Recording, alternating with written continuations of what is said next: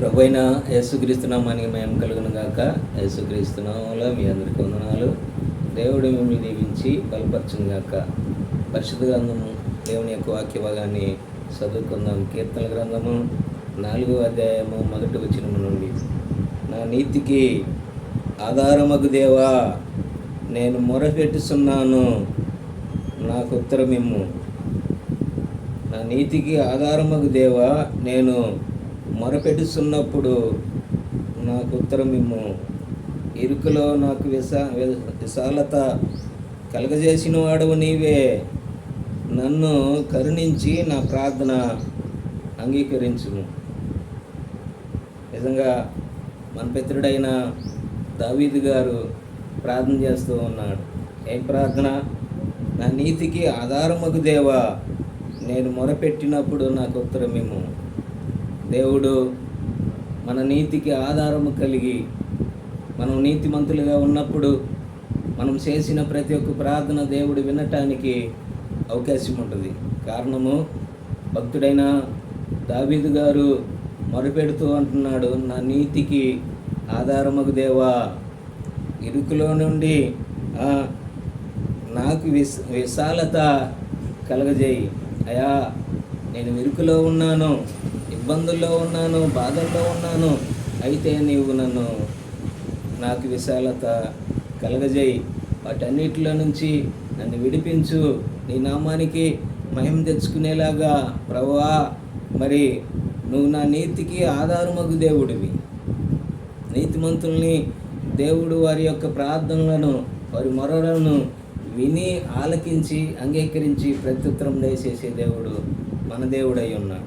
అందుకనే నా నీతికి ఆధారమగు దేవా, నేను మొరపెట్టుచున్నప్పుడు నాకు ఉత్తరమిమ్ము.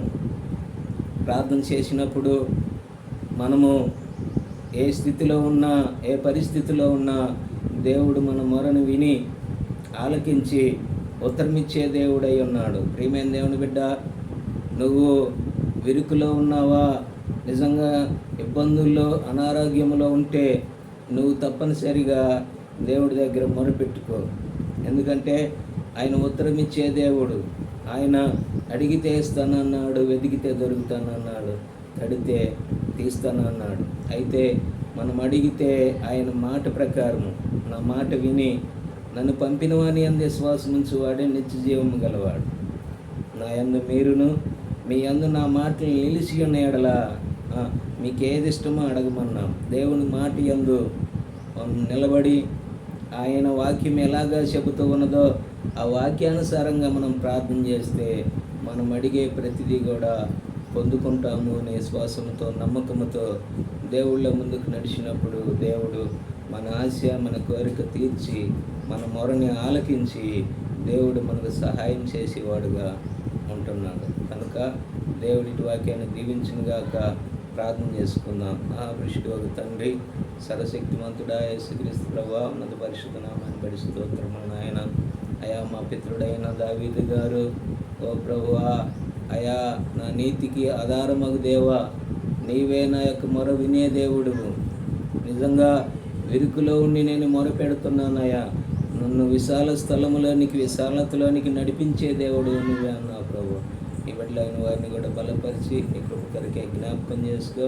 అయా, వారిని, వారి కుటుంబాలని ఆశీర్వదించి బలపరిచి ముందుకు నడిపించమని మా ప్రభువైన యేసుక్రీస్తు నామములో ప్రార్థించి అడిగి వేడుకొనుచున్నాను మా తండ్రి. ఆమేన్. దేవుడి బిడ్డలారా, వీడియోని లైక్ చేయండి, షేర్ చేయండి, మరి ఈ యొక్క పరిచర్య కొరకై ప్రార్థన చేయండి.